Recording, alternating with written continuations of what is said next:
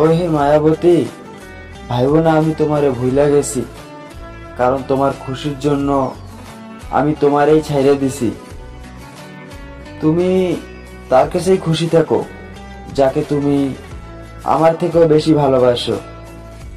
আমি যদি তোমাকে ভালোবেসে তোমাকে খুশি দিতে না পারি, তাহলে তোমাকে আমি ভালোবেসে বা করবো কি?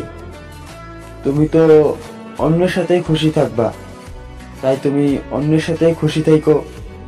আমার জীবন না হয় তোমার অভাবেই কাটাই দেব, তবুও তোমার খুশির নষ্ট মূল হতে চাই না আমি। তুমি ভালো থাকো আমার না হওয়া মহারানী।